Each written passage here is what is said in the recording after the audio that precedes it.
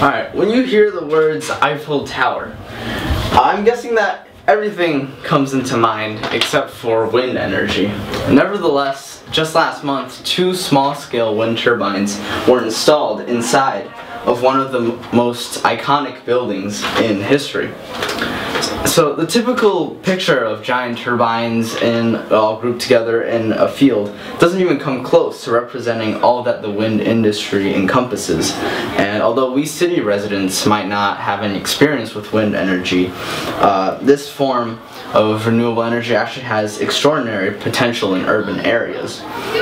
So with my project, which will take the form of a website, I will use Boston as an example of how we can expand the wind industry to new markets and implement more turbines. In today's presentation, I will be discussing the basics of wind energy, innovation, case studies from our city and others, obstacles that wind energy faces, and finally what it will take for more turbines to be installed in and near Boston.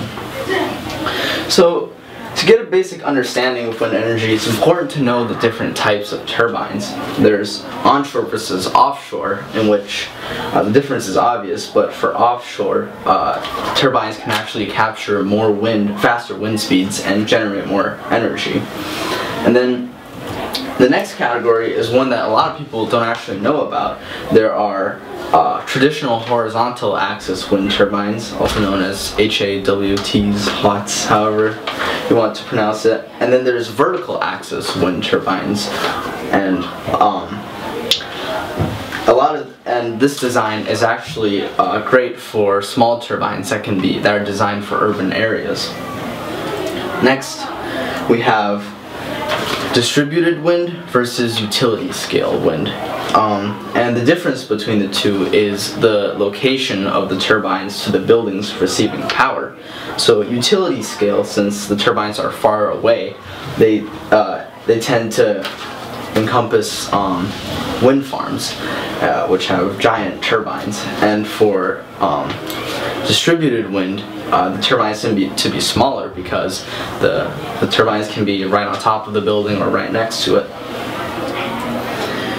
So with traditional 3-bladed hot designs, there are some problems. There's complaints of noise, vibration, danger to wildlife, and a lot of people don't like the visual impact they have, which I personally don't understand. But luckily, wind energy is unique in that wind can be harvested in an almost unlimited number of designs, and new turbines, many of the new turbines are designed specifically for urban environments. Here I like to show you some innovative new technologies and designs in the industry right now. This is a floating turbine, which using a helium balloon, the wind turbine can capture winds from the sky, which is the fastest. Okay, here we have a portable turbine that you can take anywhere with you. This is called the Quiet Whisper. It's the quietest wind turbine designed, and it eliminates the people's beliefs that wind turbines will cause you to have headaches because of the noise, since it's barely louder than a whisper. And then we also have a lot of innovative designs, such as the Archimedes wind turbine, which is shaped like a shell, as a spiral design. So our city is actually not a stranger to wind energy. There's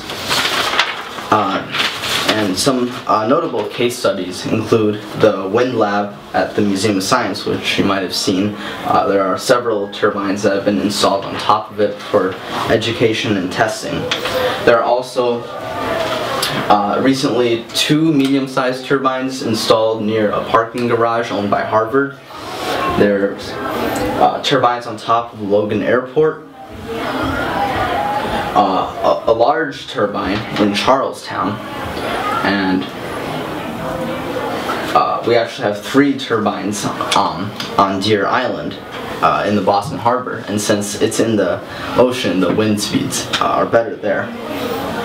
But there's still a lot of potential for Boston to become a shining example of sustainability. There's a lot of room for improvement, we can learn from other cities. For example, Oklahoma City, which has similar wind speeds as Boston, actually has the world's largest rooftop wind farm installed on top of a medical center.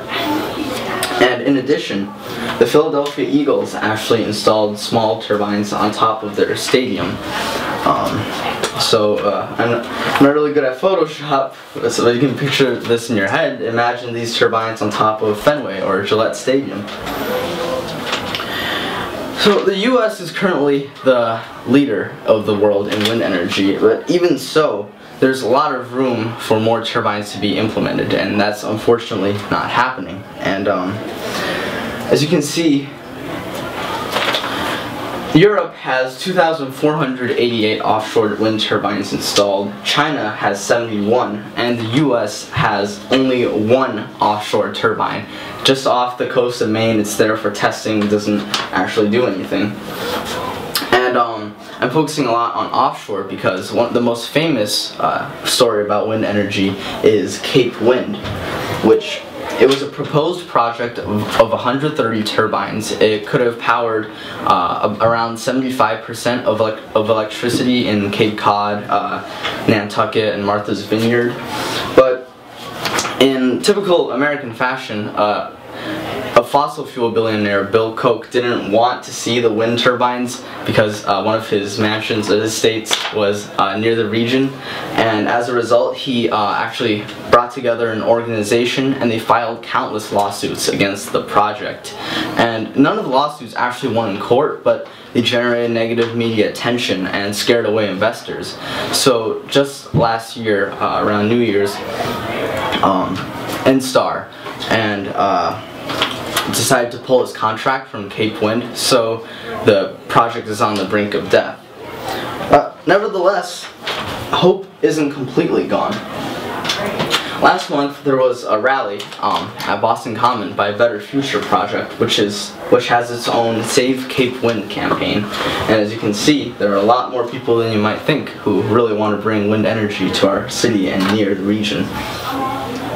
So, how can more wind energy be implemented? Well, it requires political backing from the city's legislators, obviously, and it also requires economic support via divestment from fossil fuels and the continuation of rebate and incentive programs.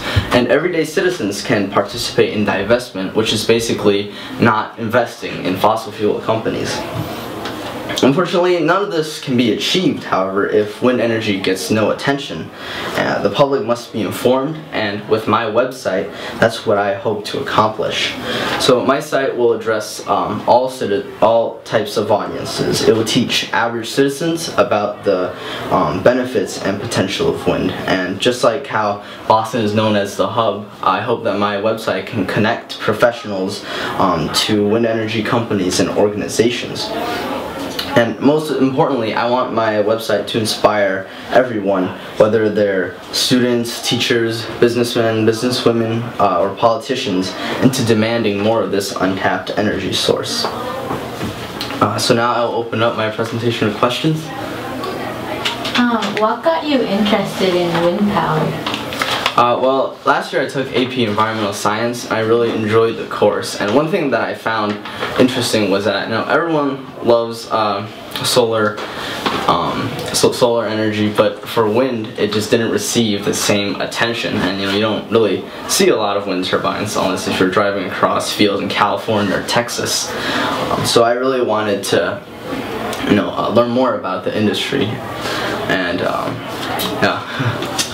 You gave an example of the potential energy generated were Cape Wind to have been built. Give us the best success story. Where has a wind turbine been installed where huge amounts of energy have been gained and therefore saving local money and the use of fossil fuels? So there are a lot of examples. For offshore, obviously, as I talked about, as I showed you with the infographic, Europe is a leader in offshore. And But then for other, more specific case studies, there are wind turbines installed in Gloucester that have gotten, that they not only generate city for the town, but they also have great public support because it's created a community, and people can climb on top of the wind turbine for sightseeing. And then in terms of other case studies, there are plenty of businesses who have decided to be sustainable and install turbines on top of their buildings, such as, I don't have pictures, but Adobe, their headquarters in California, San Jose, I believe, was retrofitted with a lot of turbines. Okay. Alright.